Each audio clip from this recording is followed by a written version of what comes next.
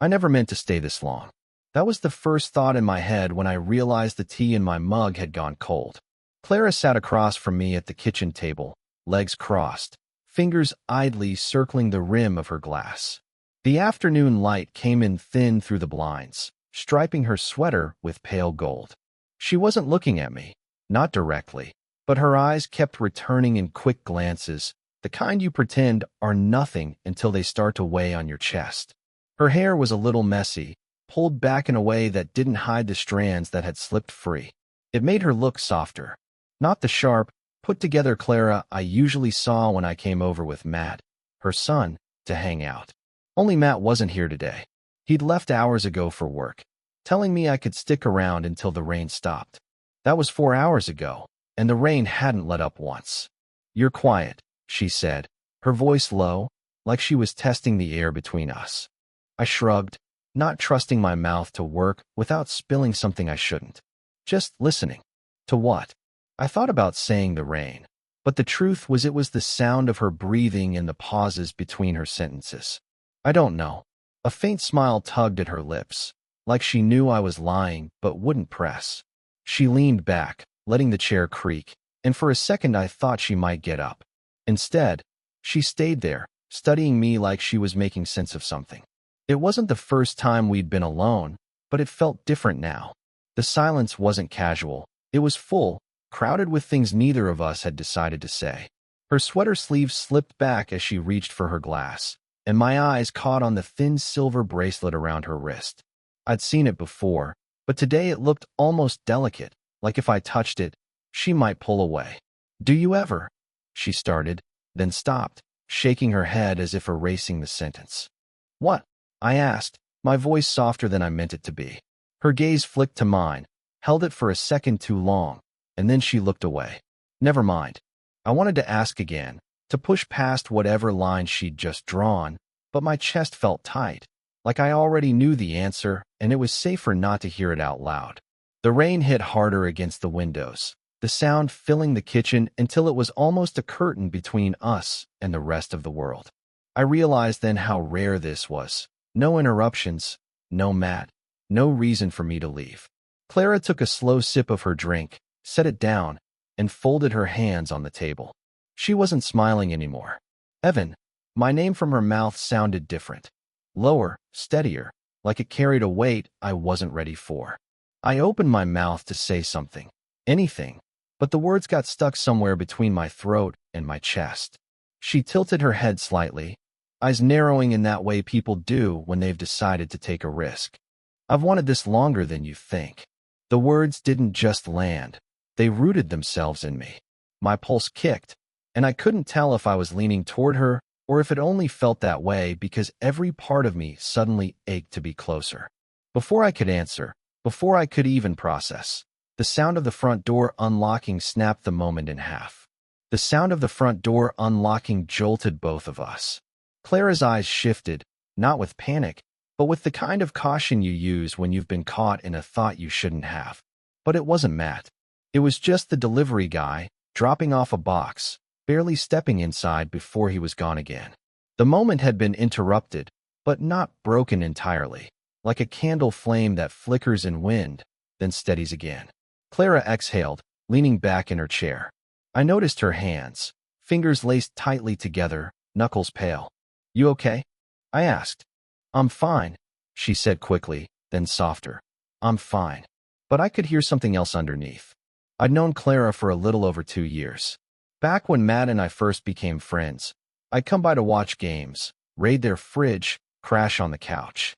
She was always polite, warm even, but distant in that way older adults sometimes are with people our age, keeping a line you're not supposed to cross.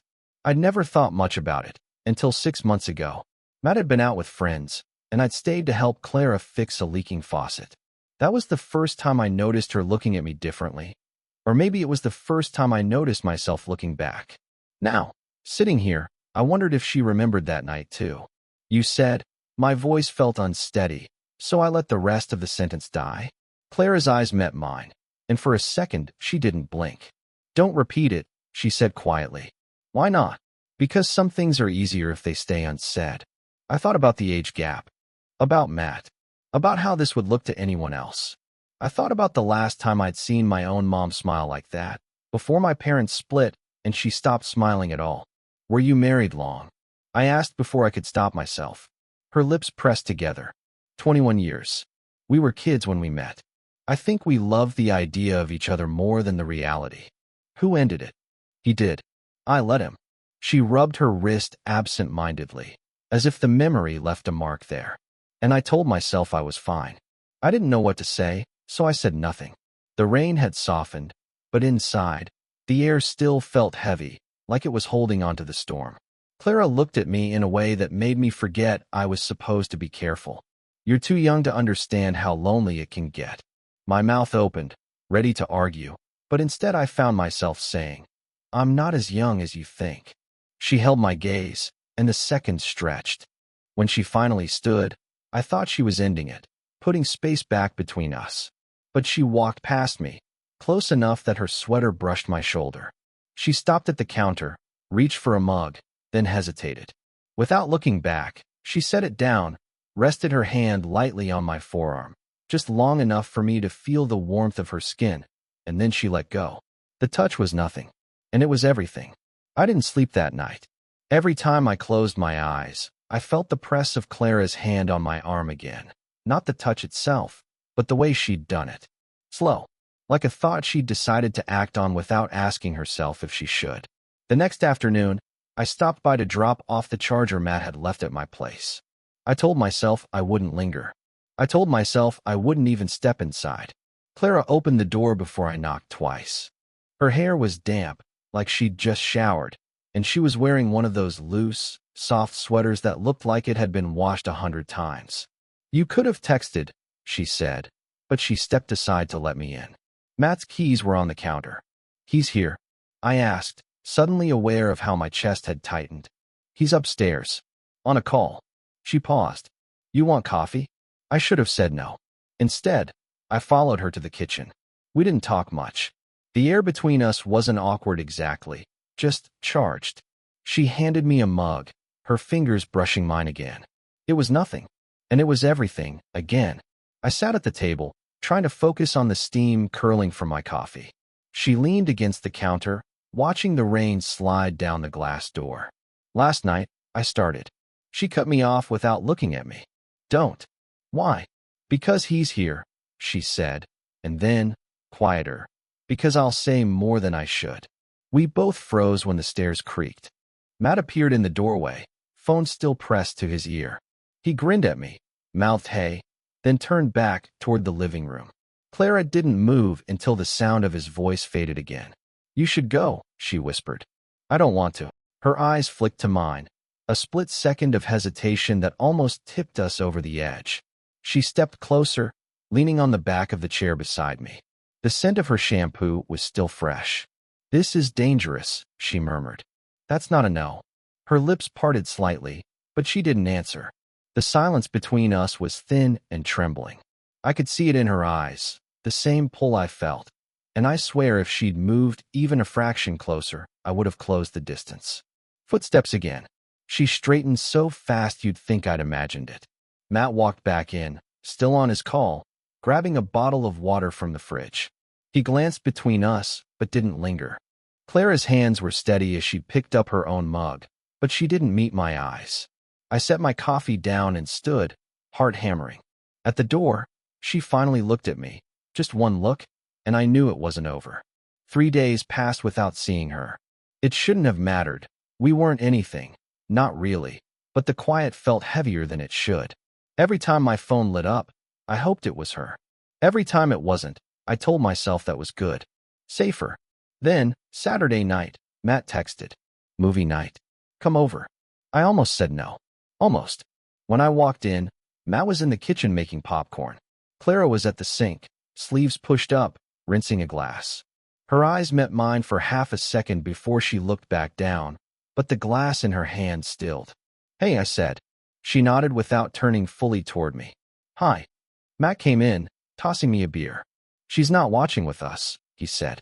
Big stack of papers to grade. You believe that? He laughed, shaking his head. We headed into the living room. The opening credits rolled, but I couldn't focus. I kept thinking about her just a few feet away in the kitchen, the faint sound of her chair scraping as she sat down at the table. Halfway through the movie, Matt got a call and stepped outside. I didn't even think. I just got up and walked into the kitchen. She was reading something, pen in hand, but she didn't look up until I was standing across from her. "You're avoiding me," I said. "I'm protecting both of us," she replied, her voice steady but too quiet. "From what?" She set her pen down. "From doing something we can't take back." I leaned on the back of the chair opposite hers. "I don't want to be protected from that." Her eyes narrowed, but not in anger. More like she was searching for a reason to push me away and coming up empty. "You think this is simple? You're my son's friend." She broke off, shaking her head. "You're you," I said. "That's all I care about." The silence stretched. I could hear my own heartbeat in it. Then she asked, "Do you get like this with girls your own age?"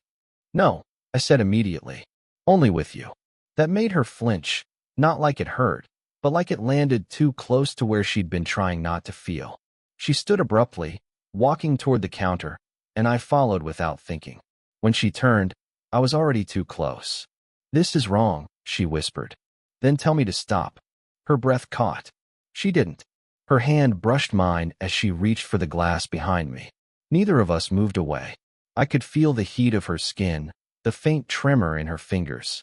"Evan," she started, but the sound of Matt's voice calling from the other room made her freeze. We stood there, inches apart, the air between us about to break, and then she stepped back. The next morning, I woke up to a text from Clara. "Don't come over for a while." No explanation. No soft edges. Just that. I stared at the screen, my thumb hovering over the keyboard. Before I could reply, Matt called. "You busy?" he asked. "Not really." "Cool. I'm at my dad's place. Can you swing by Mom's and grab the stuff I left in my room?" She said she'll let you in. I froze. She had told him to send me over? After telling me not to come? Still, 20 minutes later, I was knocking on her door. Clara opened it fast, like she'd been waiting. Her expression was tight, almost guarded. "Matt didn't tell you?" "Tell me what?" She sighed, stepping back to let me in. "Last night, after you left, he asked me if something was going on between us." My stomach dropped. "What did you say?" "That it was ridiculous," she said quickly. "And it is. It has to be." I didn't answer right away. The idea of Matt asking, the way he must have looked at her when he did, made my chest knot. Why would he even? "Because," she cut in, "we're not as subtle as we think." The words stung more than I expected. I thought I'd been careful. I thought no one had noticed. She leaned against the counter, rubbing her temples. "Evan, if he suspects, this is already halfway to over. You understand that, right?" I should have agreed. I should have said okay and walked out. Instead, I heard myself say, "So what? Are we just pretending nothing's happening?" Her head snapped up. "Yes, that's exactly what we're doing." The finality in her voice hit hard, but beneath it, I caught something else. Fear, maybe. Or regret. "I can't unhear what you said that night," I told her. "I wish you could," she said. But her eyes softened as soon as the words were out. For a moment, we just stood there, the distance between us thick with everything we couldn't say. Then she took a breath like she was bracing herself. "I made a decision," she said quietly. "I'm putting the house on the market. Moving." The ground tilted beneath me. "What?" "When?" "By the end of the summer." "That's—" I stopped, realizing I didn't even know what I was trying to say. Her voice broke just enough for me to hear it. "It's easier this way." It felt like she'd just drawn the line in permanent ink. But in her eyes, there was something else. A flicker that told me she wasn't as sure as she wanted me to believe. Somewhere down the hall, Matt's phone rang. Clara glanced toward the sound, then back at me, her lips parting like she might say more. But she didn't. I told myself I wouldn't go back after that. 2 days later, I was standing on her porch. The sky was heavy with the kind of heat that makes everything feel slower. I knocked once, then again. Clara opened the door halfway, as if she'd already decided this was going to be brief. "You shouldn't be here," she said. "I know." We just stared at each other for a long moment. The air between us was thick, pressing. I could feel the weight of everything we hadn't said, crowding the doorway. "I don't want you to move," I said finally. Her lips pressed together, her hands gripping the door frame. It's not about what I want, Evan. It's about what's safest for everyone. Safest doesn't mean right. She exhaled sharply, shaking her head. You're young. You think love is worth any risk, isn't it? The question made her look away.